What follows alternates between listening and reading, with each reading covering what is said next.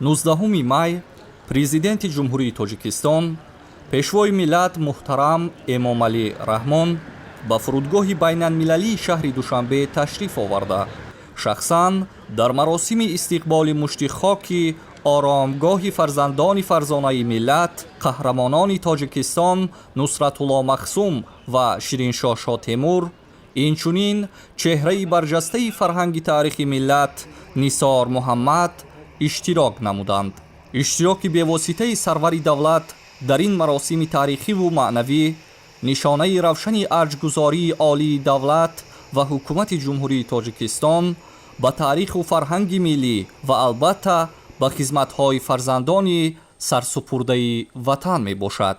ба поси гиромидошт аз истиқболи хоки оромгоҳи фарзандони бароманди миллат саҳни фурудгоҳ оро дода шуда сарбозони қаравули фахрӣ дар ду ҷониби роҳравӣ бо қолини сурх густурда саф оростанд. дар фазои мутантани эҳтиром ва шоистагӣ пас аз гузориши шахсони масъул ба пешвои миллат муҳтарам Эмомалӣ Раҳмон, сарбозони қаравули фахрӣ қуттиҳои дорои хоки оромгоҳи қаҳрамонони Тоҷикистонро бо эҳтироми хос аз ҳавопаймо поин оварда бо қадамзании мутантани маросимӣ ба майдони фурудгоҳ интиқол доданд.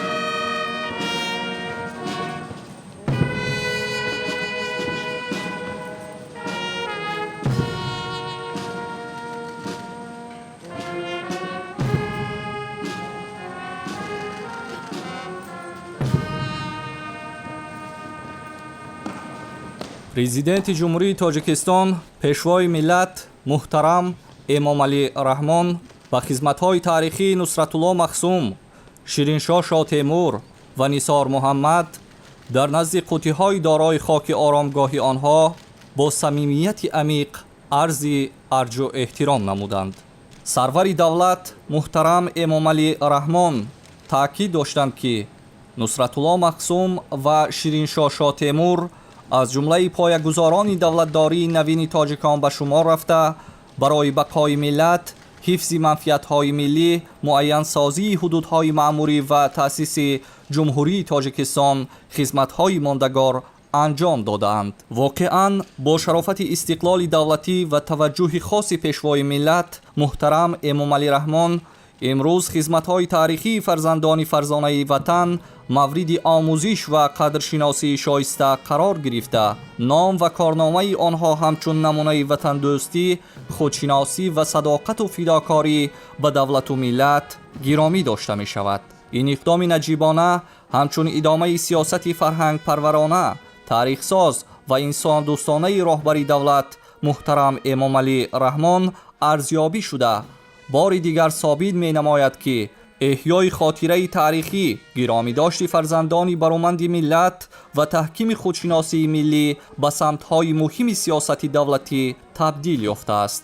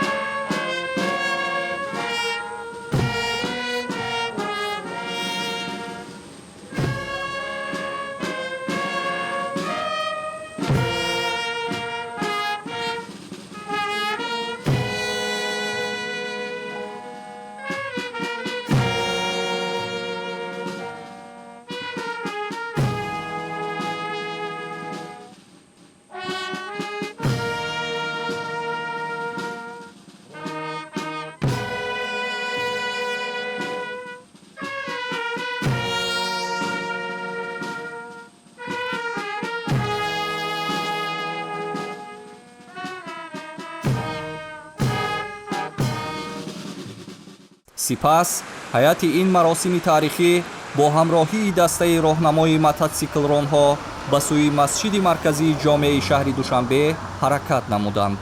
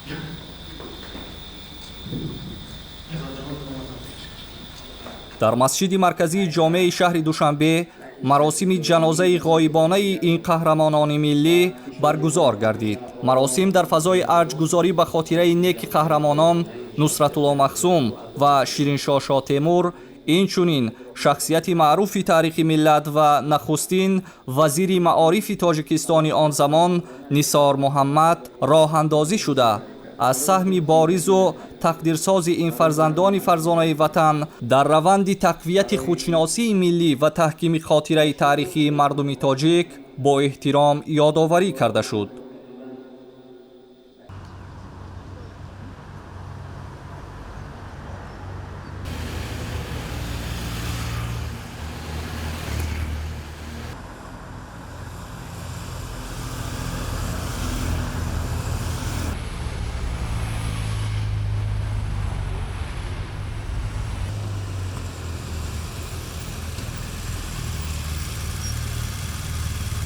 پس از مراسم جنازه در آرامگاه لوچاپ مراسمی به زمین سپردن خاک قهرمانان تاجیکستان با رعایت سنت‌های دین مبین اسلام و احترام خاص انجام داده شد.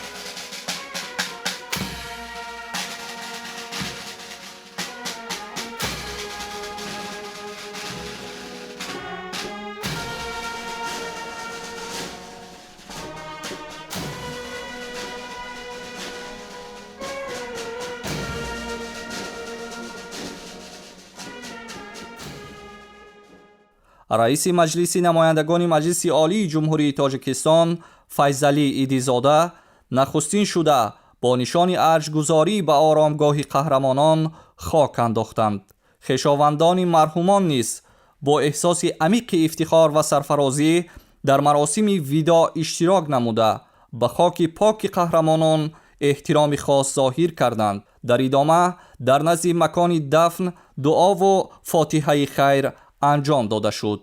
همزمان در فضای احترام و صداقتمندی گلچنبرها از نام سرور محبوب دولت محترم امام علی رحمان و مردم شریف تاجیکستان همچون رمز پاس خاطر وفاداری به ارزش‌های ملی و ارجگذاری به خدمت‌های ماندگار قهرمانان به مکان دفن گذاشته شدند. در ادامه همین مراسم پرشکوه با اشتراک اهل ضیا و نمایندگان جامعه فرهنگی مراسم الهیده‌ای به خاک سپاریدن مشت تراب شخصیت معروف تاریخ و فرهنگ ملت نثار محمد برگزار گردید. ضمن آن سهم این شخصیت برجسته در راه اندازی این نظام نوی ساحه علم و معارف، بنیاد مؤسسه‌های علمی و تعلیمی، حفظ خاطره تاریخی ملت و تحکیم خودشناسی ملی با احترام خاص یادآوری گردید. در انجام مراسم تاکید گردید که این اقدام نجیب و تاریخی پرزیدنت جمهوری تاجیکستان پیشوای ملت محترم امام علی رحمان عاید به بازگردانیدن مشت خاک فرزندان فرزانه ملت به وطن و به خاک سپاریدن آنها در سرزمین اجدادی نمونه برجسته احترام به تاریخ، حفظ ارزش‌های والای ملی و اعتقادی و ارجگذاری به خدمت‌های شخصیت‌های بزرگی دولتی می باشد. این رویداد تاریخی همچون رمز پیروزی حقیقت، احیای عدالت تاریخی و گرامی داشت خاطره فرزندان صادق ملت در صحیفه‌های تاریخی تاجیکستان صاحب استقلال با حرف‌های زرین ثبت خواهد گردید. کنون این قهرمانان ملی، فرزندان سرسپرده ملت باستانی تاجیک، در وطن بابایی خود تاجیکستان عزیز، کشوری که برایش جان شیرین خویش را نثار کرده اند، صاحب آرامگاه خود شدند. این اقدام بیشک باعث آرامش روح و روان این شهیدان راه آزادی گردیده برای نسل امروز و آینده تاجیکستان عزیز ثابت می نماید که وطن خدمت‌های ارزشمند فرزندان فداکار و سرسپرده خود را هرگز فراموش نمی کند. دیر هم باشد ارج گذاشته می شود. به شبهه این ارجگذاری و این قدرشناسی از فرزندان سرسپرده تاجیکان سرفراز به نام پیشوای محبوب، سرور و راهنمای پرحکمت ملت محترم امام علی رحمان در صحیفه های تاریخ جاویدان ثبت می گردد.